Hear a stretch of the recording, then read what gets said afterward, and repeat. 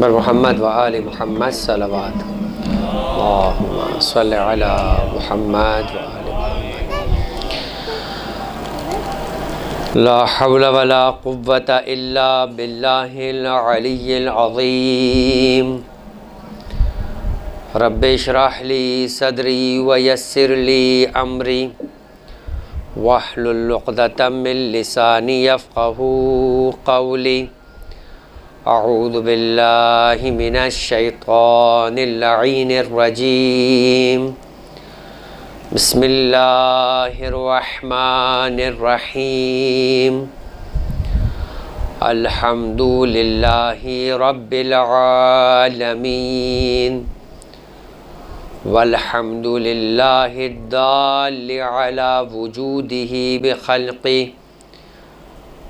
لا تستلمه المشاعر ولا تحجبه السواتر لافتراق الصانع والمصنوع والحاد والمحدود ورب والمربوب لا بتعویل عدد ثم الصلاة والسلام على اشرف الانبیاء والمرسلین خاتم النبیین ورحمت للعالمین سیدنا و نبینا و مولانا ابی القاسم محمد صلی علی محمد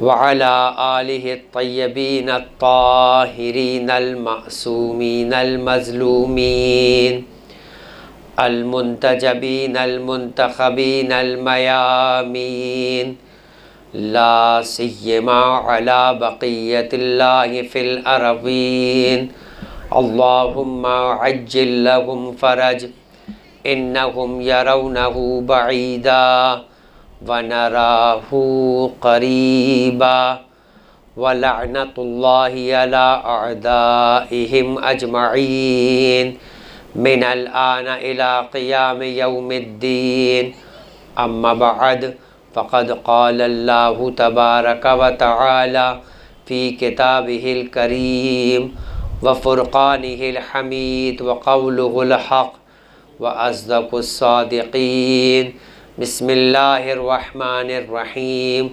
وجعلناك على شريعة من الأمر فاتبعها ولا تتبع احواء الذين لا يعلمون وقال رسول الله صلى الله عليه وآله وسلم حسین مني وأنا من الحسین احب الله من احب حسینا درود پڑھے محمد والے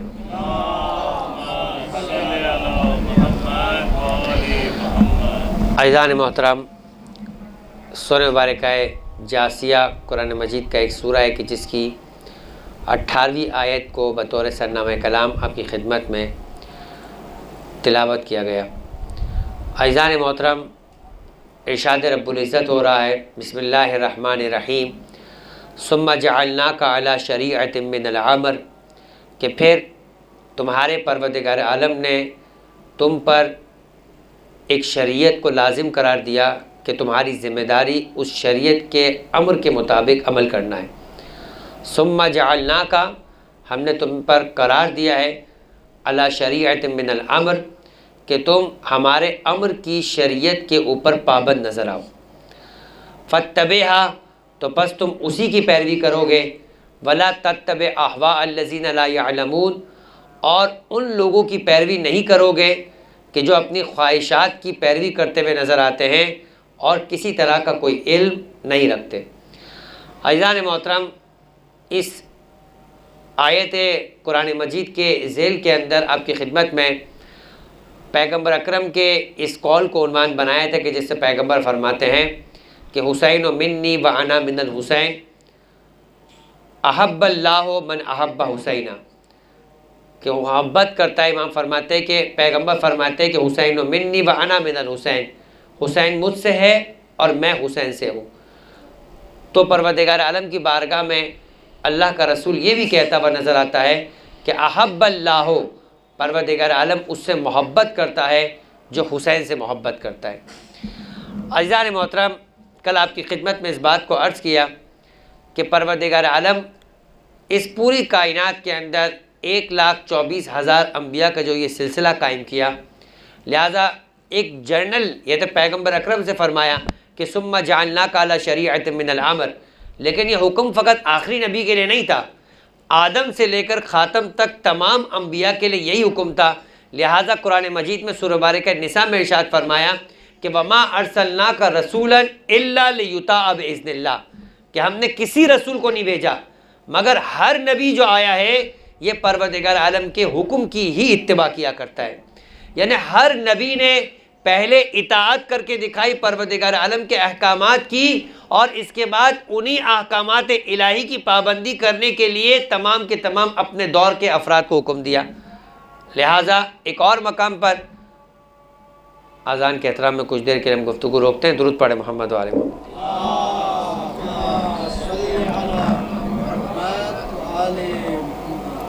درود پڑھیں محمد و آل محمد پر۔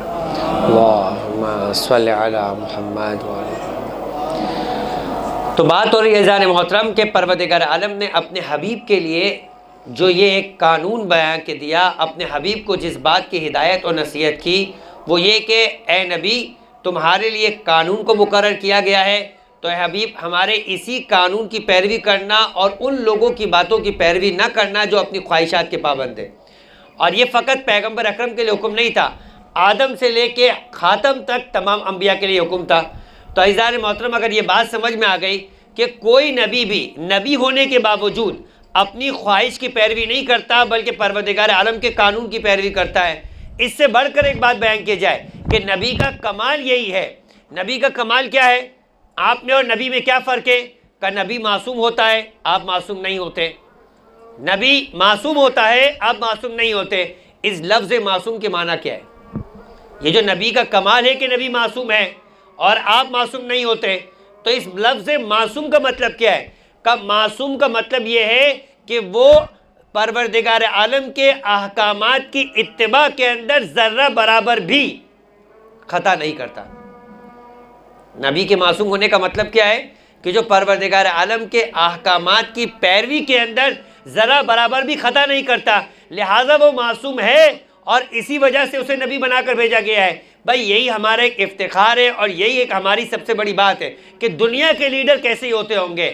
ابھی ہم مسلمانوں کی نمائندگی کر رہے ہیں، اس کے بعد گفتگو آگے بڑھے گی اور ہم اپنے مومن ہونے کے اعتبار سے ائمہ کی صفت کی بات کریں گے، مگر اگر مسلمانوں پہ آ کے رک جایا جائے، اہل کتاب کی بات کی جائے، تو دنیا میں جو اہل کتاب کے علاوہ ہے، یعنی جو نبی کو نہیں مانتے، پھر چاہے کسی کو مانتے ہو، وہ چاہے دنیا میں کتنا ہی جینیس کیوں نہ ہو، مگر دنیا کے تمام جینیس ایک جانب اور انبیاء ایک جانب۔ بھائی وجہ کیا ہے؟ دنیا کے تمام جینیس ایک جانب اور انبیاء ایک جانب۔ وجہ کیا ہے؟ کہ جتنے بھی جینیس ہو جائے مگر تمہاری خود سائنس اس بات کو ایکسیپٹ کرتی کہ ان میں خطا کا امکان ہے۔ خطا کے امکان ہونے کا مطلب کیا ہے؟ یعنی اس کا مطلب یہ ہے کہ آج وہ جس بات کا بھی دعویٰ کریں کہ ہم نے جو یہ بنا دیا ہے اس سے بہتر ممکن نہیں ہے، چاہے وہ اس بات کو کہے مگر اس کے باوجود اس کے اندر کہیں نہ کہیں ایرر آنے کا امکان موجود ہے۔ بس جو ایرر آنے کا امکان موجود ہے، یہ امکان ہی خود اسے نیچے گرا دیتی ہے اور اس کے مقابلے انبیاء کو بڑھا دیتی ہے۔ کیوں؟ اس لیے کہ نبی نے جو کہا یا نبی جو بتا رہا ہے، ہمارا اس بات پر ایمان ہے کہ اس میں ایرر آنے کا امکان 0% بھی ممکن نہیں ہے۔ یعنی 0 اگرچہ کہ کوئی پرسن نہیں ہوتا، لیکن اگر آپ 0 کو مان بھی لیں تو اتنا بھی امکان نہیں رکھتا کہ نبی جو بات کہہ رہا ہے اس میں خطا کی بات ہو۔ اور یہی وجہ ہے کہ وہ جو کہہ رہا ہے ایک ہے واجب اور ایک ہے حرام۔ مطلب کیا ہے؟ یعنی پروردگار عالم نے اپنی کل رضا جو بیان کی ہے وہ رضا اس کی شریعت ہی ہے، شریعت کے علاوہ اس کی اور کوئی چیز رضا نہیں ہے۔ یعنی وہ کیا کہے گا؟ بھائی یہ مجھے محبوب ہے کہ اسے انجام دیا جائے، اس کی محبوبیت اتنی زیادہ ہے کہ اس کے ترک کو برداشت نہیں کر سکتا۔ بات سمجھ میں آئی؟ کہا کہ اس کی محبوبیت، یعنی میری محبوبیت کیا ہے کہ اس عمل کو انجام دیا جائے اور میں اس کے ترک کو برداشت نہیں کر سکتا۔ شریعت میں اس کے لیے جو لفظ ہے اسے کہتے ہیں واجب۔ شریعت میں جو اس کے لیے لفظ ہے اسے کہتے ہیں واجب۔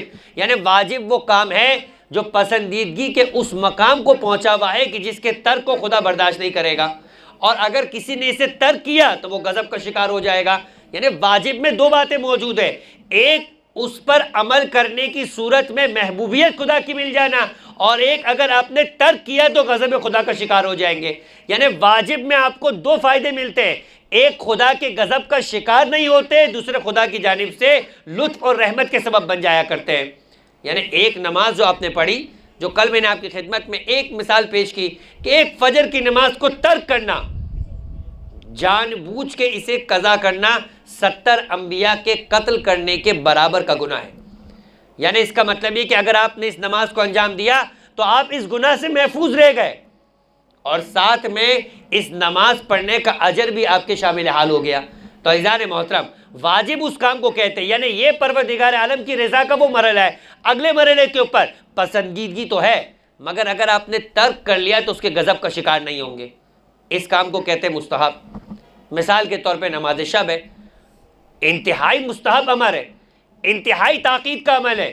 یعنی انسان اپنی زندگی کے اندر جو اگر بونس چاہتا ہے، دیکھیں ایک مرتبہ انسان اور ہر معاملے کے اندر ہے، چاہے آپ کسی جگہ پہ نوکری کر رہے ہیں، چاہے کسی جگہ پر آپ پڑھ رہے ہیں، چاہے کسی جگہ کے اوپر آپ مثال کے طور پہ کسی کی شاگردی اختیار کرتے کسی پریکٹیکل کام کو سیکھنے کے لیے، جس کو ہنر کہا جاتا ہے، ہر جگہ کے اوپر ایک ٹو دا پوائنٹ ہے، جسے کہا جاتا ہے کہ بھائی ٹھیک ہے، جیسے آپ حاضری لگا لیتے ہیں، وہاں چلے جائیں، استاد نے جو کہا عمل کر لیجئے۔ لیکن اس طرح کے شاگرد، اس طرح کی نوکری کا ایک درجہ ہوا کرتا ہے، یہ الگ سے بینیفٹ اور بونس کو حاصل نہیں کیا کرتا، کہ الگ سے بینیفٹ اور بونس کا جب انکریمنٹ کا وقت آئے گا تو پھر ایک مرتبہ مثال کے طور پہ آنر یا باس انکریمنٹ کے لیے پورے سال کی پرفارمنس کو دیکھے گا تو کہے گا بس ٹھیک ہے، یہ وقت پر آ جایا کرتا تھا، جو کام کہتے تھے وہ کر لیتا تھا، مگر ایکسٹرا ایفیشنسی نہیں دکھایا کرتا تھا۔ کہا جو ایکسٹرا ایفیشنسی دکھاتا ہے وہ ایکسٹرا قسم کا بونس اور ایکسٹرا انکریمنٹ کا حقدار بنتا ہے۔ تو خدا کی نگاہ میں اگر آپ چاہتے ہیں کہ اپ ٹو دا مارک رہے 17 رکعت نماز پڑھنے والے، تو واجب نماز پڑھنے والے کو اتنا مل جائے گا جتنا 33% دینے والے کو مل جاتا ہے۔ لیکن اگر خدا کی بارگاہ سے ایکسٹرا بینیفٹ چاہتے ہیں تو پھر آپ کو نماز شب پڑھنا ہوگی۔ اب نماز شب پڑھیں گے تو اس کے لیے ادنا ترین درجہ یہ کہا گیا کہ امام صادق، امام جعفر صادق علیہ افضل الصلاۃ والسلام فرمایا کہ جھوٹا ہے وہ شخص۔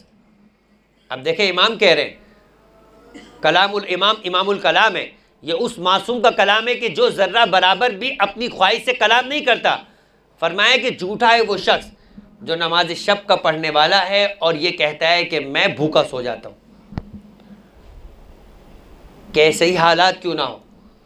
ایک میں نے گفتگو کے دوسرے دن آپ کی خدمت میں عرض کیا تھا عبداللہ ابن مسعود کی وہ روایت کہ جب خلیفہ ثالث نے اپنے نمائندے کو بھیجا تھا، عبداللہ ابن مسعود کے جن کے یہاں پر کثیر العیال تھے مگر لڑکیاں زیادہ تھیں، لڑکا نہیں تھا جو زور بازو بنتا، بڑھاپے میں ان کے لیے کمائی کا سبب اور سہارا بنتا، تو کہا کہ آپ ہماری طرف سے مال رکھ لیجئے تاکہ آپ کو سپورٹ ہو جائے۔ کہا میں نے اللہ کے رسول سے جو سن کر عمل کیا ہے، اس کے بعد نہ مجھے خوف ہے، اور میں نے اپنی لڑکیوں کو بھی وہ سکھا دیا کہ مجھے اپنے بعد ان کے بارے میں بھی خوف نہیں کہ بھوکی رہے گی۔ کہا ایسا کیا سکھا دیا؟ ایسا کون سا بزنس ہے؟ ایسا کون سی انویسٹمنٹ ہے آپ کی؟ کہا کہ اللہ کے رسول نے کہا تھا کہ جو نماز عشاء کے بعد سورہ واقعہ پڑھنے کا پابند ہوتا ہے وہ کبھی بھی اپنی زندگی میں رزق کی تنگی مبتلا نہیں ہوگا۔ اب یہ دوسری بات، یہ بھی ایک مستحب عمل ہے، یہ بھی ایک مستحب عمل ہے۔ اسی طریقے سے یہ ایک مستحب عمل ہے کہ اگر آپ نماز شب کے پابند ہو جائے، اور وہ پانچویں امام امام محمد باقر علیہ افضل الصلاۃ والسلام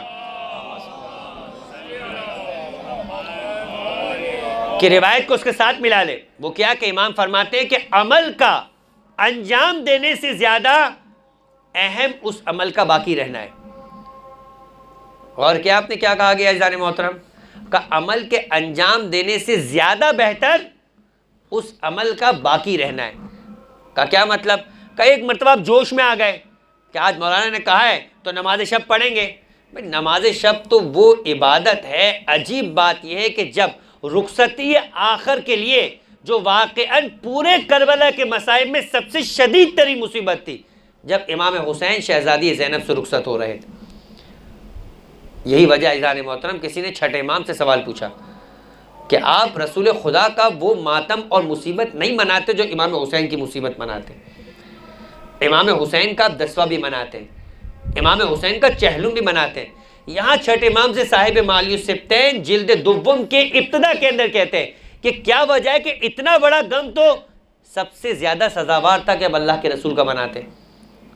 فرمائے تم نے غور نہ کیا، کوئی شک نہیں کہ اللہ کے رسول کا غم سب سے بڑی مصیبت ہے۔ کتنی بڑی مصیبت کا فرمایا البکاؤن خمسن، دنیا میں جو سب سے زیادہ رونے والے افراد ہیں ان کی تعداد 5 ہے۔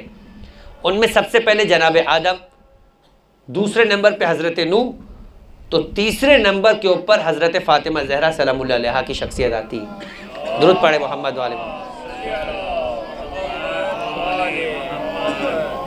تیسرے نمبر پہ جناب یعقوب اور چوتھے نمبر کے اوپر جناب شہزادی کونین کا۔ شہزادی کونین کا سب سے بڑا غم کیا تھا؟ اپنے بابا کا اس دنیا سے چلا جانا۔ یہی تو وجہ ہے کہ شہزادی اپنے بابا کو یاد کر کے اس شدت سے گریہ کرتی تھی کہ مدینے والوں نے مولائے کائنات کے پاس یہ پیغام بھجوایا کہ شہزادی سے کہیے کہ وہ یا رات کو گریہ کیا کرے یا دن میں گریہ کیا کرے۔ کب وجہ کیا ہے؟ شہزادی، علماء فرماتے ہیں کہ شہزادی گریہ کرتی تھی تو خدا نہ خواستہ کیا پورے مدینے میں آواز گونجا کرتی تھی؟ کا مسئلہ یہی نہیں تھا، مسئلہ یہ تھا کہ شہزادی جب عبادت کرتی تھی تو کائنات کا چپا چپا خدا کی تسبیح کرتا تھا۔ اسی طریقے سے شہزادی گریہ کرتی تھی تو مدینے کی در و دیوار بھی گریہ کیا کرتے تھے۔ ان در و دیوار کا گریہ کرنا مدینے کے رہنے والوں کے لیے اذیت کا سبب بن جاتا تھا۔ اتنا بڑا غم تھا شہزادی کے لیے اللہ کے رسول کی وفات، تو چھوٹا غم نہیں تھا۔ مگر امام صادق نے فرمایا کہ تم غور نہیں کرتے، کہا کہ جب اللہ کے رسول گئے تو اہل کسا میں سے، پنجتن پاک میں سے 4 ہستیاں باقی تھیں، جن میں ایک مولائے کائنات شہزادی کونین اور حسنین تھے۔ کہ جب شہزادی کی شہادت واقع ہوئی تو مولائے کائنات اور حسنین باقی تھے۔ کہا کہ جب مولائے کائنات کی شہادت ہوئی تو اس وقت حسن اور حسین باقی تھے۔ کہا جب حسن کی شہادت ہوئی تو حسین باقی تھے۔ کہا شہزادی زینب نے اس کا فلسفہ بیان کیا کہ حسین تمہارے جانے کا غم حسن کے جانے کا غم بھی ہے، فاطمہ کے جانے کا غم بھی ہے، علی کے جانے کا غم بھی ہے، رسول کے جانے کا غم بھی ہے۔ یعنی حسین کے جانے کے ساتھ کل پنجتن پاک کے وجود کا خاتمہ نظر آتا ہے۔ کب حسین کو اس لیے یاد کر کے گریہ کرتے کہ حسین کا جانا فقط حسین کا جانا نہیں تھا، کل پنجتن پاک کا اس روئے زمین سے ظاہری اعتبار سے دنیا سے چلا جانا۔ لہٰذا ان کا غم نہیں ہے، حسن کا غم بھی ہے۔ ان کا غم حسن کا غم نہیں، فقط شہزادی کونین کا اس دنیا سے چلے جانے کا غم بھی ہے۔ ان کا غم فقط شہزادی کونین کے چلے جانے کا نہیں، مولائے کائنات کی شہادت کا بھی ہے اور اللہ کے رسول کی وفات کا بھی۔ کہ حسین کا چلے جانے کا غم پوری کائنات کا غم ہے۔ لہٰذا عزیزان محترم، جو بات ہو رہی تھی وہ یہ کہ جس انداز سے اہل بیت علیہ السلام نے ہمیں یہ سکھایا کہ عمل کا انجام دینا، آپ نے سن لیا کہ نماز شب کو انجام دے رہا ہے، کہ رخصتی آخر کے لیے جو وصیت کی ہے ان وصیتوں میں سے ایک وصیت یہ کہ اے میری بہن زینب مجھے نماز شب میں فراموش نہ کرنا۔ جب ایک انسان اپنی زندگی کے آخری دور گزار رہا ہو، آخری لمحات میں موجود ہو، آپ بتائیے کہ حسین جیسی کی ذات کن مصائب اور کن امتحانات سے نہ گزری۔ روز عاشور کی ابتدا سے لے کر عصر عاشور کے اس وقت تک حسین جن مصیبتوں کے ساتھ ہے، فرمایا کہ قیامت سے آسمان سے فرشتوں کے جملے تھے، عجبت الملائکہ من صبرک الحسین، ملائکہ جنہوں نے کائنات کی ابتدا سے لے کر حسین کی شہادت تک سب کچھ دیکھا، مگر وہ بھی تعجب میں تھے کہ حسین جیسا بندہ کیسا بندہ ہے جو ان مصیبتوں سے گزر گیا۔ کہ ایسی مصیبت کے وقت میں بھی حسین نے جن چیزوں کو یاد رکھا ان چیزوں کے اندر میں ایک نماز شب ہے۔ کہ اتنی فضیلت ہے، آپ نے ارادہ کیا کہ میں نماز شب پڑھنا شروع کروں گا، اور آج جوش میں گئے، جیسے ماہ رمضان مبارک میں مسلمانوں میں جوش آ جاتا ہے، اور پورے سال قرآن کو اٹھائے نہ اٹھائے، ماہ رمضان میں قرآن ختم بھی ہوتا ہے، اور اگر کوئی خود اتنی طاقت نہیں رکھتا ہو ختم کرنے کا تو اپنے گھر والوں میں قرآن کو بانٹ دیتا ہے، بھائی کسی طریقے سے ہر گھر کے اندر ایک قرآن ختم ہو جائے اور اس کا ثواب حاصل کر لیں۔ لیکن اس انداز سے قرآن پڑھنے کا، ٹھیک ہے قرآن کی تلاوت ہو گئی، مگر چونکہ اس عمل میں دوام نہیں رہا تو یہ عمل بہتر نہیں قرار پائے گا۔ کا دوام کا مطلب کیا ہے کہ آپ چاہے روز 5 آیتیں قرآن کی پڑھے، لیکن سال کے 365 دنوں کے اندر یہ 5 آیتیں آپ سے چھوٹے نہیں۔ اسے کہتے بہترین عمل۔ امام پنجو فرماتے ہیں کہ عمل مختصر ہو مگر اس کا دوام اہمیت رکھتا ہے۔ اگر یہ عمل بلبلے کی جوش کی طرح، 7 اپ کی جوش کی طرح اپنی جگہ پر اچھل کے آگے نکل جائے اور پھر اس کے بعد یہ جھاگ سمیت جا کر بیٹھ جائے، فرمایا ایسے عمل کے اندر پروردگار عالم کی بارگاہ کے اندر کوئی بہتری نہیں قرار پاتی۔ وقتی طور پہ ثواب مل گیا، وقتی طور پہ آپ نے ایک چیز کو گین کر لیا، مگر جب تک اس عمل میں دوام نہیں ہے یہ آپ کی زندگی اور حیات کے اوپر اپنا اثر نہیں لا سکتی۔ مثال کے طور پہ آپ نے سن لیا کہ کولڈ ڈرنک نہیں پینا چاہیے، اس سافٹ ڈرنک پینے سے انسان کے نظام ہضم کے اوپر اور انسان پر مختلف قسم کے فزیکلی نقصانات ہوتے ہیں، مختلف قسم کی باتیں، اور یہ تو کہتے ہیں کہ آج ثابت ہو چکا کہ کولڈ ڈرنک نقصان ہے۔ آپ نے 1 دن نہیں پیا، 2 دن نہیں پیا، 3 دن نہیں پیا، چوتھے دن پھر پی رہے ہیں، بلکہ ان 3 دنوں کی قضا بھی کر رہے ہیں، تو کیا فائدہ ہوا؟ یہ بالکل اسی طرح سے ڈائٹ پلان کی طرح ہے کہ 5 دن تک سختی کے ساتھ عمل کیا، نہ گوشت کھایا، نہ انڈا کھایا، نہ روٹی کھائی، صرف گھاس پھوس یعنی ویجیٹیبلز پہ گزارا کیا، اور چھٹے دن کیا کیا؟ وہ تمام چیزیں جو ان 5 دنوں میں نہیں کھائی تھی بلکہ زندگی میں نہیں کھائی تھی اسے بھی کھا لیا۔ تو یہ انسان جیسے انسان روزہ رکھتا ہے، کبھی روزہ رکھتا ہے انسان سحری میں اتنا کھاتا ہے تاکہ دوپہر کے وقت کے کھانے کا کمپنسیشن ہو جائے، اور افطاری کے وقت میں اتنا کھاتا ہے کہ جو دوپہر کے وقت نہیں کھایا تھا وہ بھی کھا لے، یعنی عام دنوں میں 3 وقت کا کھانا کھاتا ہے، رمضان میں 4 وقت کا کھانا کھاتا ہے۔ یہ انسان کا انداز، اس انداز سے یعنی یہ کوئی صبر نہیں ہے، یہ برداشت نہیں ہے، یہ ضبط نفس نہیں ہے انسان کے لیے۔ کہا کہ تھوڑا کرو لیکن عمل کا دوام چاہو۔ کا کیا مطلب؟ کہ آپ 11 رکعت نماز شب پڑھیں گے تو زحمت ہو جائے گی اور آپ اس عمل کو باقی نہ رکھ پائیں گے، کہ آپ 3 رکعت نماز شب سے شروع کریں، 3 رکعت نماز شب سے شروع کریں۔ لیکن اسے اور مستحب نماز کے لیے تو یہ بھی حکم ہے کہ آپ بیٹھ کر بھی پڑھ سکتے ہیں بغیر کسی، اس میں جوان و بوڑھے کی بات نہیں ہے، تمام مستحب نمازوں کے لیے یہ حکم ہے کہ آپ اسے بیٹھ کر ہی پڑھ سکتے ہیں۔ آپ الحمد کے بعد سورہ نہ پڑھے کوئی مسئلہ نہیں ہے، یعنی یہ مختصر کر کے شریعت نے بیان کیا ہے۔ وجہ کیا ہے؟ کہ آپ سفر میں ہیں، چلتے پھرتے ہیں، اپنی مستحب نمازیں پڑھ سکتے ہیں۔ آپ مثال کے طور پہ فجر کی نماز کے لیے اپنے گھر سے نکلے، مسجد جانے والا ہے، یا کوئی مثال کے طور پہ گاڑی میں جا رہا ہے، یا فرض کرے کہ کسی اور جگہ پہ سفر کر رہا ہے، آپ اپنے بس میں بیٹھے بیٹھے اپنی سیٹ کے اوپر بھی مستحب نماز پڑھ سکتے ہیں۔ اتنی سہولتیں بتائی مستحب کے لیے، اگرچہ کہ اس کے ترک میں خالق کی ناراضگی نہیں ہے، لیکن فائدہ تو ہے، اور اس قدر شدید فائدے بیان کیے گئے، یہاں تک کہا گیا کہ اپنے واجبات کو بچاؤ مستحبات کی پابندی سے۔ کیا مطلب ہے؟ کہا جو بارڈرز پہ چلنے والا ہوتا ہے نا، وہ کبھی کبھی اندر سے رک جایا کرتا ہے، یعنی کچھ ڈنڈی مار دیتا ہے۔ کہا لیکن جو بارڈر سے آگے جانے والا ہوتا ہے وہ کچھ پیچھے بھی آتا ہے تو بارڈرز محفوظ رہتی ہے۔ شاید بات سمجھ میں نہیں آئی، یعنی کہنے کا مطلب کیا ہے کہ اگر آپ مثال کے طور پر آپ سے یہ کہا جائے کہ ڈاکٹرز کہہ رہے ہیں کہ بھائی آپ نے جو ہے وہ 2 وقت کا کھانا کھانا ہے، تو آپ کیا کرتے ہیں؟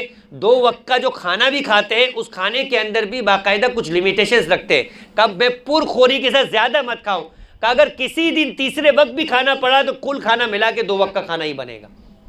تو یہ ہوتا ہے کہ آپ اپنے واجبات کے اندر، لہٰذا صادق آل محمد امام جعفر صادق علیہ افضل الصلاۃ والسلام سے سوال کیا گیا، پیغمبر کی حدیث ہے نماز کے بارے میں کہ ان قبلت قبلت ما سوا و ان ردت ردت ما سوا۔ کیا مطلب ہے؟ کہ اگر نماز قبول ہو گئی تو سارے اعمال قبول ہو گئے، اگر نماز رد کر دی گئی تو سارے اعمال رد کر دی گئے۔ فروعات دین کے اندر یہی قانون دیا گیا کہ تمہارے لیے سب سے پہلا حکم شرعی کہ جس کی سب سے زیادہ رعایت نظر آئے، کیونکہ کل زندگی میں تمہاری حیات کے لیے خدا نے جو کچھ تمہیں عطا کیا ہے اس کا شکرانے کا یہ ایک انداز ہے کہ تم نماز پڑھو۔ کہیں تو تمہاری بندگی نظر آئے کہ تم کسی کے بندے ہو، کہاں جا کے نظر آتا ہے کہ انسان خدا کا بندہ ہے؟ کب 5 وقت کے لیے ہماری خدا بارگاہ میں حاضر ہو جاؤ تاکہ تمہیں یاد رہتے رہے کہ تم کسی کے بندے ہو، مالک نہیں ہو۔ ایک 4 کمرے کا گھر مل جائے، ایک موبائل مل جائے، ایک گاڑی مل جائے، کچھ بینک بیلنس اور کاروبار مل جائے تو انسان فرعون بن جایا کرتا ہے، اس لیے کہ فرعون فقط اس ذات کا نام نہیں تھا کہ جو حضرت موسیٰ کے مقابلے میں آئے۔ روایت میں ملتا ہے کہ فرعون ایک صفت ہے کہ انسان کو جب پروردگار عالم قدرت اور مال دیا کرتا ہے تو جتنا مال و قدرت ہے، اگر اس کے اندر انسان خدا کی بندگی سے باہر ہو جائے تو اس کا مطلب وہ اس لیول کا فرعون ہے۔ لہٰذا یہ کہا گیا کہ جو مال رکھنے کے بعد کہا کہ اگر کوئی کسی مومن کو خوفزدہ کرے اور کسی مومن کو وقت کے ظالم بادشاہ کے سامنے ڈرا دے کہ قیامت کے دن اس کا انجام فرعون کے ساتھ ہوگا۔ 11ویں امام کی روایت ہے یہ. تو اس کا مطلب کیا ہے؟ یعنی کہا کہ فرعون کو جو طاقت دی تھی اپنے اس طاقت کے مطابق اس نے ظلم کیا اور وقت کے نبی کو خوفزدہ کیا. تمہیں جتنی طاقت دی تھی تم نے اپنی اس طاقت کے تحت کسی مومن کو خوفزدہ کیا. تو لہٰذا اپنی اپنی طاقت کے مطابق انسان گناہ کیا کرتا ہے اور اپنی ہی طاقت کے مطابق اطاعت کیا کرتا ہے. تو بات ہو رہی تھی کہ اگر ایک انسان مثال کے طور پر پروردگار عالم کی بندگی اس نماز کے ذریعے کرتا ہے تو کہا کہ اگر یہ نماز قبول ہو گئی تو سارے اعمال قبول ہو جائیں گے. تو آ کے چھٹے امام سے سوال کیا راوی نے کہ ابھی تو یہ بات تو نہیں، پیغمبر نے یہ نہیں فرمایا کہ صحت ما قبلا، کہ اگر یہ صحیح ہو گئی تو باقی سارے اعمال صحیح آپ کے صحیح قرار دیے جائیں گے. بات ہے قبولیت کی، صحت اور ہے قبولیت اور ہے. صحت کی حد تک تو ہم نے کیا کیا؟ وضو کرنے کا طریقہ سیکھ لیا، سجدہ کرنے کے آداب سیکھ لیے، نماز کے اذکار یاد کر لیے، اور کس طریقے سے قبلہ رخ ہو کر آپ کو نماز پڑھنی آپ نے سیکھ لیا. یہ آپ کی نماز کو صحیح کرے گا، مگر قبول کیسے ہوگی؟ کہ قبول کرنے کے لیے حضور قلب چاہیے، توجہ چاہیے. کہ نماز میں جس قدر توجہ ہوگی اس قدر نماز قبول ہوگی. کہ اس کے لیے خلوص چاہیے. توجہ تو ہے کہ آپ خالق کی عبادت کر رہے ہیں، مگر کبھی دائیں افراد کو دکھانے کے لیے کبھی بائیں افراد کو دکھانے کے لیے. آغا دستگیر شیرازی نے کتاب لکھی جس کا عنوان ہے استعاذہ، یعنی شیطان سے پناہ طلب کرنا. کہا کہ کسی مرحلے کے اوپر بھی انسان شیطان سے بچ نہیں سکتا. شیخ انصاری کے بارے میں کہتے ہیں کہ کسی نے شیخ انصاری کو خواب میں دیکھا اس انداز سے کہ شیطان نے ایک مرتبہ اس عالم دین کو کہا، نظر آیا اس کو، کہا میں بوڑھا ہو گیا ہوں اپنی سفید داڑھی پہ ہاتھ ڈال کے، ابھی تو میری جان چھوڑ دے، کہیں تو جا کے میں اطمینان کے سوں کہ میرا عمل محفوظ ہو گیا. کہا کہ تم تو ابھی چھوٹے ہو، تم سے بڑا جو تمہارا استاد ہے میں نے اسے بہکانے کے اندر بھی اپنی کوشش کو ترک نہیں کیا، اور میں اسے ہی بہکا کر بھی آ رہا ہوں جن کا نام شیخ انصاری تھا. عزیزان محترم، معصومین تو اس مقام کے اوپر ہے کہ جہاں سے ہماری گفتگو ہو رہی تھی کہ جہاں خطا کا امکان نہیں ہے. معصومین کی منزل میں انبیاء کو بھی شیطان نے بہکانے سے اپنی کوششوں کو ترک نہیں کیا. چاہے جناب آدم کا واقعہ ہو، جناب یعقوب کا واقعہ ہو، جناب یوسف کا واقعہ ہو، ہر مقام پہ نظر آتا ہے کہ شیطان اس ذات کا نام ہے کہ جس نے انبیاء تک کے لیے اپنی کوششیں ترک نہ کی. ہم جیسے غیر معصوم کہاں سے اپنے آپ کو محفوظ سمجھ رہے ہیں؟ لہٰذا عزیزان محترم، کہا کہ اگر تم یہ چاہتے ہو کہ تمہاری نمازیں قبول ہو جائے، چھٹے امام سے راوی نہ کر کہا کہ اس کا کیا طریقہ کار ہے؟ کہ نوافل پڑھو، یہ تمہاری واجب نمازوں کو بچا لیتی ہے. نوافل پڑھو، یہ تمہاری واجب نمازوں کو بچا لیتی ہے. اگر اس میں کچھ کوتاہی بھی ہوگی پروردگار نوافل کے ذریعے سے اسے پورا کر دے گا. تو یہ ہے مستحبات کے ذریعے سے واجبات. ہاں یہ کام نہ ہو کہ جو مولا کائنات امیر المؤمنین علی ابن ابی طالب علیہ افضل الصلاۃ والسلام فرمایا کہ مستحبات کو اس لیے رکھا گیا ہے تاکہ واجبات کی حفاظت ہو سکے، لیکن وہ مستحب کام انجام نہ دو جس کے ذریعے سے تمہارے واجبات ترک ہو جائے اور تم حرام کو انجام دینے کی منزلیں پہنچ جاؤ. مستحب کو واجب کی حفاظت کے لیے رکھا گیا ہے، نہ کہ واجبات کی حدود کو پامال کرنے کے لیے. لہٰذا یہ انسان کو ذہن میں رکھنا چاہیے. کہا بھائی عرفہ کا دن ہے یا مثال کے طور پہ 27 رجب کی رات ہے، ہم اعمال کریں گے. کہ اس طرح سے اعمال کرے کہ لوگوں کے حقوق کی مخالفت ہو جائے، بچوں کی ذمہ داریوں سے انسان غافل ہو جائے، یا مثال کے طور پہ اگلے دن جو آپ نے کسی کے ساتھ وعدہ کیا ہوا کسی کام کے کرنے کا وہ ترک ہو جائے. کہ نہیں، مستحبات اس انداز سے انجام دو کہ تمہارے واجبات محفوظ رہیں. واجبات اور اپنی ذمہ داریوں کے اندر کوتاہی نہ کرو. اگر کوتاہی مستحبات کی وجہ سے تو اس مستحب میں کمی کر دو، کیونکہ قانون اپنی جگہ موجود ہے کہ واجبات کی حفاظت کے لیے مستحب کو رکھا گیا ہے، نہ کہ واجبات کی پامالی کے لیے. تو عزیزان محترم، جو بات ہو رہی تھی وہ یہ کہ خدا کی رضایت کے اعتبار سے کہا کہ جو رضایت کی اس منزل پر ہے کہ جہاں پر اس کا ترک ناقابل برداشت ہے خدا کی بارگاہ میں، اسے واجب کہا. جہاں ترک قابل برداشت ہے اسے مستحب کہا.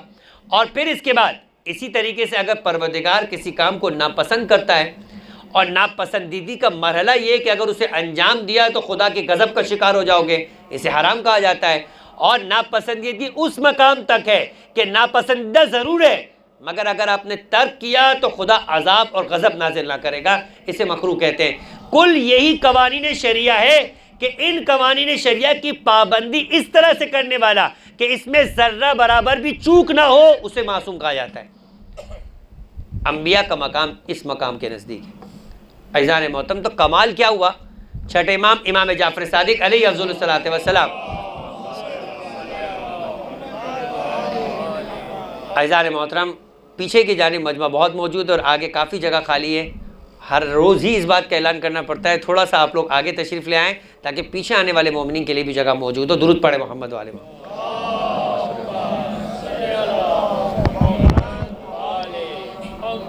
ایک اور مرتبہ درود پڑھے محمد والے محمد.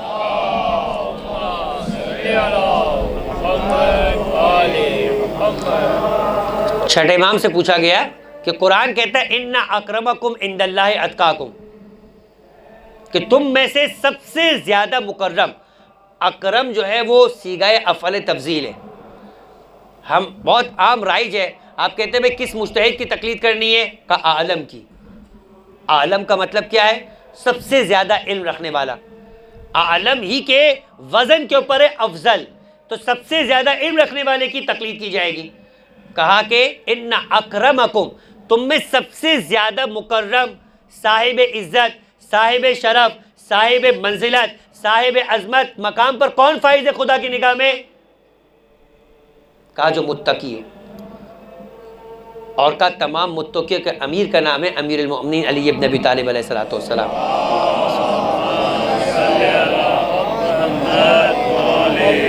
یعنی انسانوں کے اندر سب سے زیادہ شرافت رکھنے والے کی ذات کا نام متقی ہے، اور ان تمام شریفوں کے سردار کا نام علی ابن ابی طالب ہے.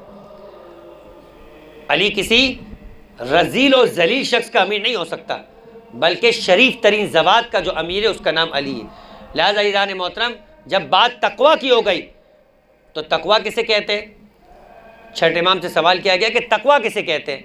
فرمایا کہ تقویٰ یہ ہے کہ پروردگار تمہیں وہاں دیکھے جہاں وہ دیکھنا پسند کرتا ہے، اور وہاں سے دور نظر آؤ کہ جہاں خدا تمہارا دیکھنا ناپسند کرتا ہے. اسی کا نام تقویٰ ہے. اسی کا نام تقویٰ ہے، اور کوئی چیز نہیں ہے. اتنا مختصر تعریف ہے انسان کے شریف ہونے کے لیے، اور اس شرافت کے بعد انسان پھر کچھ بھی کرتا رہے، خدا کی نگاہ میں شریف نہیں ہے، دنیا کی نگاہ میں کتنا بڑا شریف ہو. درود پڑھے محمد والے محمد.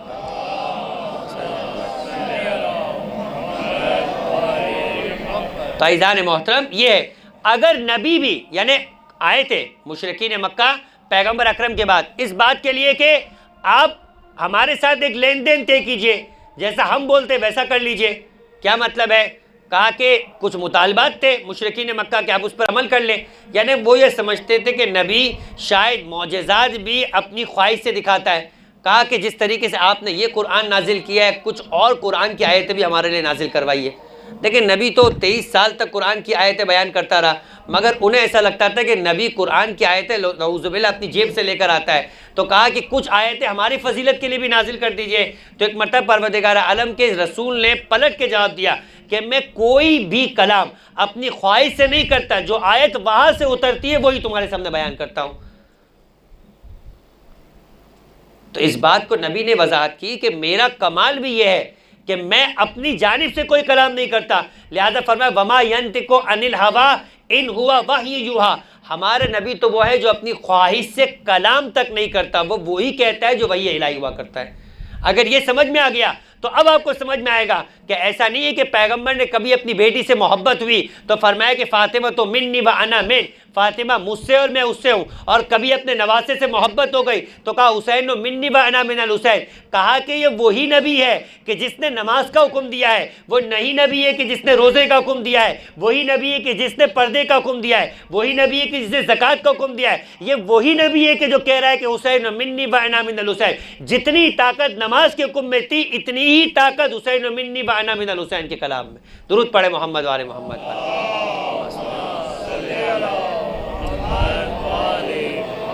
تو اگر یہ محبت بھی تھی تو حکم خدا سے تھی.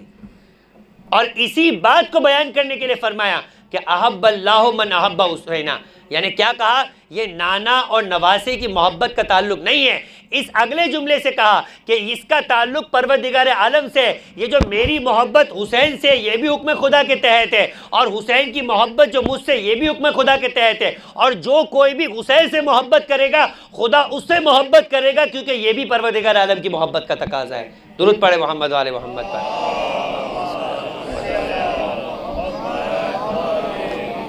یہی وجہ ہے کہ عبداللہ ابن عمر ابن عاص. عمر ابن عاص کون تھا؟ یہ تاریخ کا ایک ایسا گھناؤنا کیریکٹر ہے کہ جس طریقے سے یزید کے لیے ابن زیاد اس کا معاون تھا، ویسے ہی حاکم شام کے لیے عمرو ابن عاص تھا۔ یہ وہی ملعون ہے کہ صفین کے معرکے میں جب یقین ہو گیا کہ اب کوئی طریقہ نہیں ہے علی کے مقابلے میں رہنے کا اور شکست سامنے نظر آ رہی، تو عمرو ابن عاص نے مشورہ دیا تھا کہ قرآن کو نیزوں پہ بلند کرا دو۔ اچھا اتنے قرآن تو وہاں تھے نہیں، کیونکہ پلاننگ کے تحت تو قرآن نہیں لائے گئے تھے کہ جنگ کا اختتام ایسے کرنا ہے۔ ہر شخص جو جنگ لڑنے کے لیے آتا ہے فطری انداز ہے کہ وہ جنگ جیتنے کے لیے آتا ہے، لیکن اب جنگ جیت نہیں رہا تھا، ہار رہا تھا، تو اب کیا کرے گا؟ قرآن سر پہ بلند کر دے۔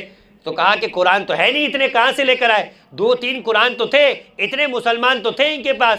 کہا باقی سارے کے سارے غلاف بناؤ، غلاف میں پتھر ڈالو اور نیزوں پہ بلند کر دو۔ مسلمانوں کو کیا معلوم جو اونٹ اور اونٹنی میں فرق محسوس نہیں کرتا، وہ قرآن اور پتھر میں کیا فرق محسوس کرتا؟ اور اس انداز سے گمراہ کیا گیا۔ اور اگر یہ قرآن بھی تھا تو علی نے اس وقت کہا کہ یہ تمہیں گمراہ کرنے کا انداز بلند کیا جا رہا ہے، اس لیے کہ یہ قرآن صامت ہے، قرآن ناطق تمہیں کہہ رہا ہے کہ تم میری بات سنو۔ لیکن خوارج نے ایک مرتبہ اپنی تلواریں نکال دی اور مجبور کیا علی کو کہ جنگ کو ختم کیا جائے۔ تو عمرو ابن عاص اس پلاننگ کا اصل محرک تھا، اس کا بیٹا عبداللہ ابن عمرو ابن عاص، کہ خدا دشمنوں سے بھی حقیقت کا اعلان کرواتا ہے۔ کہا کہ مدینے کے اندر ایک گروہ میں بیٹھا ہوا تھا اور سامنے سے حسین ابن علی گزر رہے تھے۔ کہا تم دیکھنا چاہتے ہو اسے جو چل تو زمین پہ رہا ہے مگر آسمان کے فرشتے بھی اس پر فخر کرتے ہیں۔ کہا اسے دیکھنا چاہتے ہو جو چل تو زمین پہ رہا ہے مگر آسمان کے فرشتے بھی جس پہ فخر کرتے ہیں۔ ایک مرتبہ حسین سامنے سے گزر رہے تھے، اس نے اشارہ کر کے بتایا کہ یہ حسین ابن علی وہ ہے کہ جس پر اہل آسمان بھی فخر کرتے ہیں۔ امام حسین رک گئے، بالکل اسی طریقے سے کہ جس طریقے سے وہ چونٹی یہ سمجھ رہی تھی کہ میں اپنے گروہ سے گفتگو کر رہی ہوں، سلیمان نبی نہیں سنیں گے، تو کس طریقے سے اس کی آواز کو ہوا کے ذریعے سے سلیمان کے کانوں تک پہنچایا۔ کہ وہ سلیمان کا کمال تھا، سلیمان کے سردار اور فخر سلیمان کا نام حسین ابن علی ہے۔ ایک مرتبہ حسین ابن علی نے اس بات کو سن لیا اور سننے کے بعد یہ کہا کہ اگر تو واقعاً مجھے فخر آسمان مانتا ہے کہ جس پر آسمان والے بھی فخر کرتے ہیں، جو کیوں تو نے میرے باپ کی اتباع کے اندر ان کے ساتھ جنگ صفین میں ساتھ نہ دیا بلکہ ان کے مخالف لڑتا رہا؟ یعنی 2 باتیں کہی۔ کیا کہی؟ ایک بات تو یہ کہی کہ چلو تم مجھے مانتے ہو کہ میں وہ ہوں کہ جس پر آسمان والے فخر کرتے، تو جس پر آسمان والے فخر کرتے اس کا باپ کا مقام کتنا بلند ہوگا، اور پھر بھی تو اس کے مد مقابل صفین میں لڑتا رہا۔ تو اس نے ایک مرتبہ عجیب بات کہی۔ دیکھیں انسان اس طریقے سے اپنی زندگی میں کئی عذر بناتا ہے، واجبات کی چھوڑنے کے اندر اور حرام کاموں کی پیروی کے اندر کئی مقامات پہ کوئی نہ کوئی عذر بناتا ہوتا ہے۔ کہنے لگا آپ کو نہیں معلوم ہے کہ آپ کے نانا نے یہ کہا تھا؟ کیا کہا تھا؟ کہ اپنے والدین کی اطاعت کرو، میرے باپ کا حکم تھا اس لیے میں آپ کے باپ کے مقابل میں آ گیا۔ یعنی وہ عام باپ کی جنگ سمجھ رہا تھا، ایک باپ نے کہا لڑو اور ایک باپ سامنے سے لڑ رہا تھا، تو میں نے اپنے باپ کی بات مانی جیسے آپ نے اپنے باپ کی بات مانی۔ تو امام نے ایک مرتبہ پلٹ کے بات کہی اور بہت غور سے سنیے گا، فرمایا وَإِن جَاهَدَاكَ أَن تُشْرِكَ بِي مَا لَيْسَ لَكَ بِهِ الْعِلْمُ فَلَا تُطِعْهُمَا۔ کہا تو نے قرآن کا کلام نہیں سنا تھا کہ قرآن یہ کہتا ہے کہ جب تمہیں تمہارے والدین اس چیز کے بارے میں حکم دے کہ جو شرک ہے تو کبھی ان کی پیروی مت کرنا۔ کہا علی کی مخالفت کرنا شرک ہوا کرتا ہے، لہٰذا علی کی نہ ماننا اس کا مطلب خدا کی نہ ماننا ہے۔ درود پڑھے محمد و آل محمد پر۔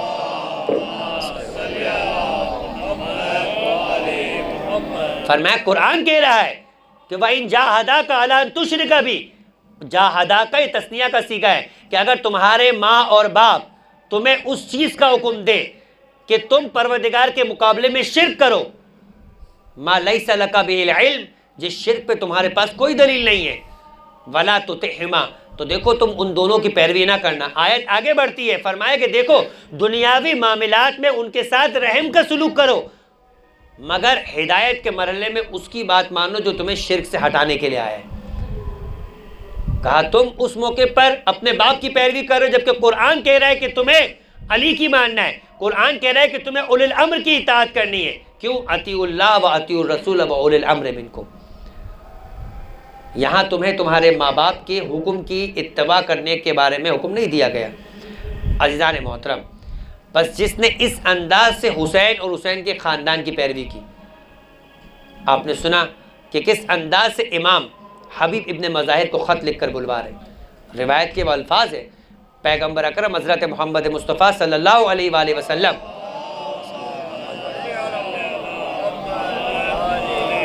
فرماتے کہ من اراد اللہ بہ الخیر قذف فی قلبی حب الحسین، من اراد اللہ بہ الخیر قذف اللہ فی قلبی حب الحسین، کہ خدا جس بندے سے نیکی کرنا چاہتا ہے اس کے دل میں حسین کی محبت ڈال دیتا ہے۔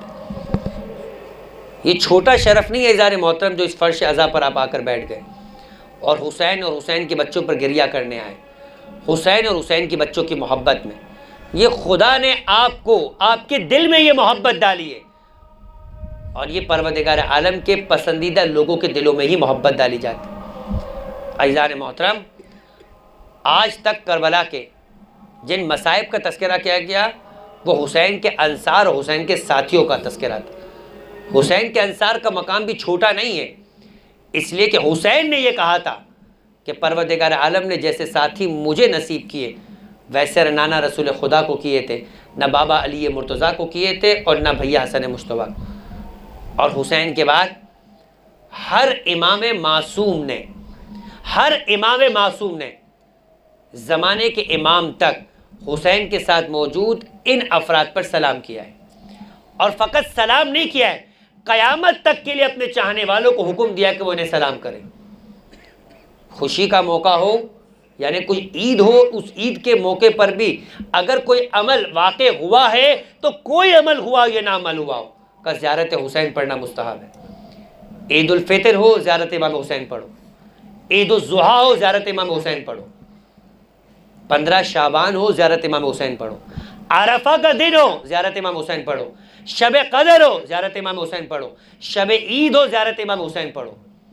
عزیزان محترم، ہر خوشی کے موقع پر بھی حسین کو یاد کیا ہے، حسین کے ساتھ موجود جن افراد نے شہادت نصیب فرمائی ان سب پر سلام کیا ہے ہر امام معصوم نے۔ لیکن عزیزان محترم، انصار حسین سے بڑھ کر جن کا مقام تھا وہ حسین کے وہ بچے تھے کہ جن کے لیے سید سجاد کا یہ کہنا تھا کہ جب غلام نے ایک مرتبہ کہا کہ آقا کب تک روئیں گے، فرمایا کہ یعقوب کا ایک فرزند ان کی آنکھ سے اوجھل ہو گیا تو اتنا گریہ کیا کہ آنکھیں سفید ہو گئی، میرے تو 18 یوسف میری آنکھوں کے سامنے شہید کر دیے۔ 8ویں امام بھی یہی فرماتے ہوئے نظر آتے کہ ریان ابن شبیب امام حسین کے ساتھ ان بنی ہاشم کے نوجوانوں کو شہید کیا گیا کہ جن کی نظیر کائنات میں موجود نہیں تھی۔ ان بے نظیر افراد کے اندر، بے مثل افراد کے اندر ایک زینب کے وہ 2 بچے بھی تھے کہ جب شہزادی زینب مدینے سے چلی عزیزو، جب علی نے عبداللہ ابن جعفر طیار کے ساتھ شہزادی زینب کا نکاح پڑھوایا تو ایک جملہ کہا تھا کہ عبداللہ ابن جعفر طیار ایک شرط کے ساتھ یہ نکاح پڑھ رہا ہوں کہ اگر کبھی زینب حسین کے ساتھ جانا چاہے تو تم اسے روکو گے نہیں۔ عبداللہ ابن جعفر طیار نے کہا ویسے بھی بنت رسول کا یہ احترام اور یہ عظمت ہے کہ میں نے کسی کام سے کیسے روکوں گا، لیکن اس شرط کے ساتھ علی نے نکاح پڑھایا۔ 28 رجب سن 60 ہجری کو جب حسین کا قافلہ تیار ہو گیا، اس وقت شہزادی زینب اپنے شوہر نامدار عبداللہ ابن جعفر طیار کے پاس آئی۔ بوڑھے ہو چکے تھے، نابینا ہو چکے تھے، ضعیف ہو چکے تھے، لہٰذا بچوں کو ان کی خدمت کے لیے چھوڑ دیا، اجازت لی اور اپنے بھائی حسین کے ساتھ قافلے میں بیٹھ گئی۔ شہزادی ایک مرتبہ مدینے سے رخصت ہوئی، مکہ پہنچی، مکے سے 8 ذی الحج کو رخصت ہو کر مکے سے باہر نکلی۔ شہزادی کا قافلہ، امام مظلوم کا قافلہ رواں دوا ہے، اور مکے سے ایک منزل دور جسے تنعیم کا مقام کہتے ہیں کہ جہاں سے عمرہ انجام دیا جاتا ہے، وہاں پر قافلہ پہنچا۔ ابو الفضل عباس نے کہا کہ بھیا حسین کچھ دیر کے لیے قافلے کو ٹھہرا دے، ایسا لگتا ہے کہ کوئی پیچھے پیچھے آ رہا ہے، کوئی دور سے کسی کے گرد اٹھتے ہوئے نظر آ رہی ہے، کسی سواری کی۔ ایک مرتبہ امام مظلوم کا قافلہ رکوایا گیا، خیمہ لگایا گیا، حسین اپنے خیمے میں موجود ہے۔ کچھ دیر بعد جب قربت ہوئی، قریب آئی آنے والی سواری، تو دیکھا عبداللہ ابن جعفر طیار ہے اپنے 2 بیٹے اور محمد کے ساتھ۔ جب یہ ایک مرتبہ اس محمل میں پہنچی جہاں جناب زینب سوار تھی، تو شہزادی زینب کے دل میں ایک مرتبہ ایک خیال آیا کہ کہیں ایسا تو نہیں کہ عبداللہ ابن جعفر طیار مجھے طلب کرنے کے لیے آ گئے۔ تو ایک بار عبداللہ ابن جعفر طیار جب قریب آئے تو آنے کے بعد حسین کو سلام کیا۔ رشتے میں بہنوئی ہے، عمر میں امام مظلوم سے بڑے، لہٰذا امام نے ان کا استقبال کیا، احترام کیا۔ عبداللہ ابن جعفر طیار نے کہا فرزند رسول اجازت ہو تو اپنی زوجہ سے کچھ بات کرنا چاہتا ہوں۔ کہ مجھ سے اجازت لینے کی ضرورت نہیں ہے، تمہارا حق ہے تمہاری زوجہ کے اوپر۔ ایک مرتبہ عبداللہ ابن جعفر طیار چلتے ہوئے اس محمل کے قریب آئے کہ جس میں بنت نبی اور بنت علی سوار تھی، آ کر سلام کیا، شہزادی نے جواب دیا، اور اس سے پہلے کہ عبداللہ ابن جعفر طیار کچھ کہتے، کہا کہ اے میرے ابن عم، چچا کے بیٹے تھے، اے میرے ابن عم، اگر تم مجھے واپس لینے کے لیے آئے ہو تو یہ تمہارا حق ہے۔ میں بیوی ہونے کے تحت اس بات کو جانتی ہوں کہ اگر شوہر کا حکم ہو جائے تو اسے ٹالا نہیں جا سکتا، لیکن شہزادی زینب یہ کہتی ہے کہ تمہارے چچا کی بیٹی کی زندگی کے اندر وہ رخصت تو ہو جائے گی، جسم تو ساتھ چلا جائے گا، مگر روح حسین پہ فدا ہو جائے گی۔ اتنا کہنا تھا کہ ایک مرتبہ عبداللہ ابن جعفر طیار نے اپنے ہاتھوں کو جوڑ کر کہا کہ تمہارے ابن عم نے تمہاری واپسی کا سوال نہیں کیا ہے، مگر تمہارے نانا کی ایک حدیث مجھے یاد آ گئی۔ تمہارے نانا کا یہ کہنا تھا کہ جب کبھی سفر پہ روانہ ہو تو صدقہ نکال دیا کرو۔ بس میں نے یہ سوچا کہ میرے پاس اس سے بہتر کوئی صدقہ نہیں تھا، ایک اپنی جانب سے اون کو دے رہا ہوں، ایک تمہاری جانب سے محبت کو دے رہا ہوں، محمد کو دے رہا ہوں۔ اگر کبھی حسین پہ مصیبت کا وقت آ جائے، ایک کو اپنی جانب سے صدقہ کر دینا، ایک کو میری جانب سے صدقہ کر دینا۔ شہزادی اس کے علاوہ اور کوئی فرمائش اور التماس نہیں ہے۔ یہ کہہ کر عبداللہ ابن جعفر طیار رخصت ہو گئے۔ اب اون محمد حسین کا صدقہ بن کر ساتھ چلے، اسے ذہن میں رکھیے گا۔ زینب نے کبھی سفر کے اندر یہ نہیں کہا کہ اون سائے میں آ جاؤ، محمد سائے میں آ جاؤ۔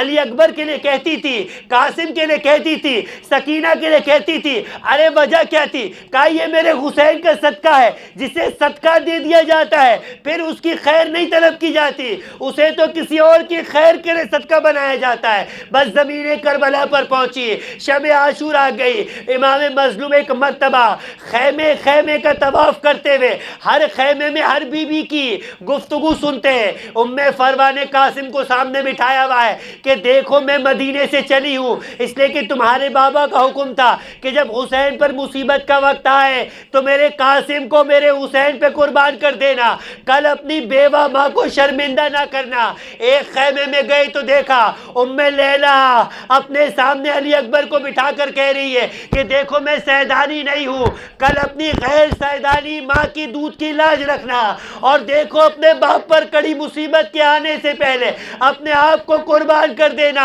اب جو اپنی بہن زینب کے خیمے میں گئے، عجیب منظر دیکھا، ایسی شان والی قربانی کسی کے پاس نہ تھی، ایک نہیں دو قربانی تھی۔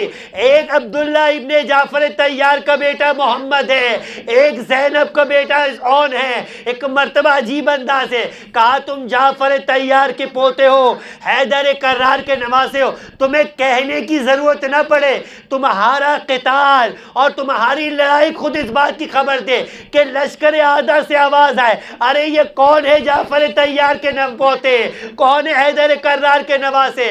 اور دیکھو لڑتے لڑتے اگر فرات کے کنارے پہنچ جاؤ تو وہ بچوں پانی مت پینا، اس لیے کہ حسین کی بچی سکینہ پیاسی ہے، حسین کا بیٹا شبیہ پیغمبر علی اکبر پیاسا ہے۔ ہاں اگر ہو سکے عمر ابن سعد کو قتل کر دینا تاکہ تمہارے چچا تمہارے ماموں کے سر سے ایک مصیبت ٹل جائے۔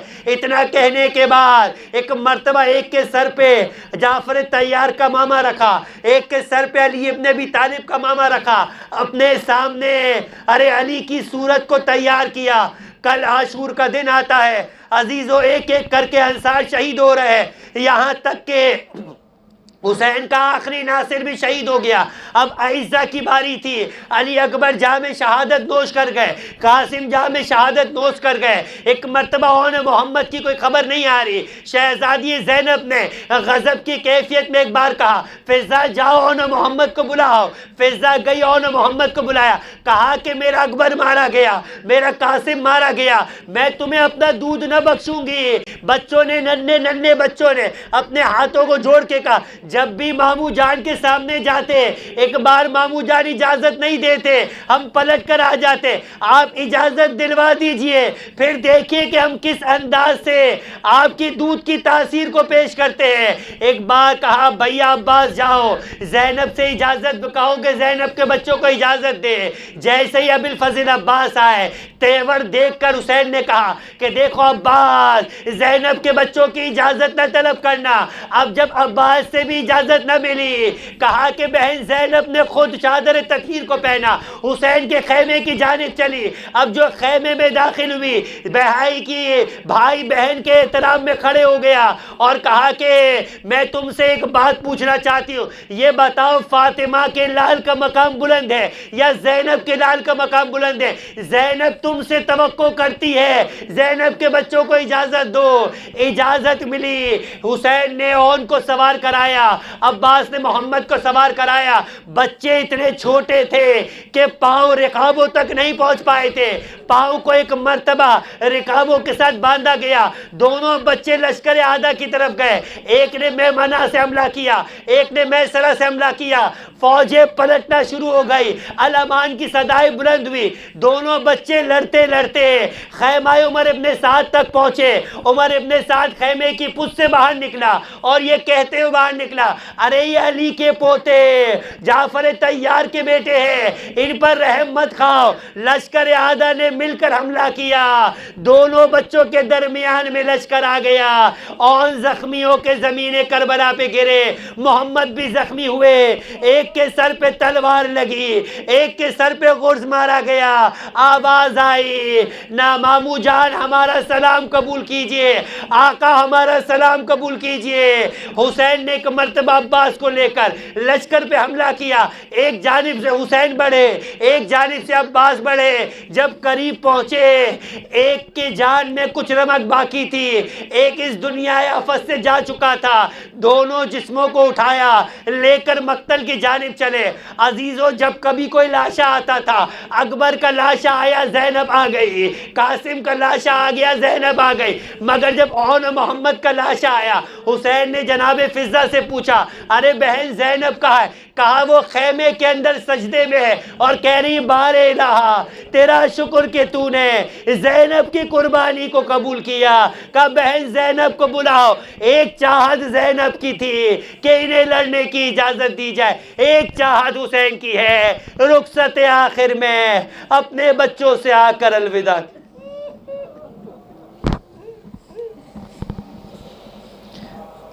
الا ولعنۃ اللہ علی قوم الظالمین وسیعلم الذین ظلموا ای منقلب ینقلبون۔ ماتم حسین۔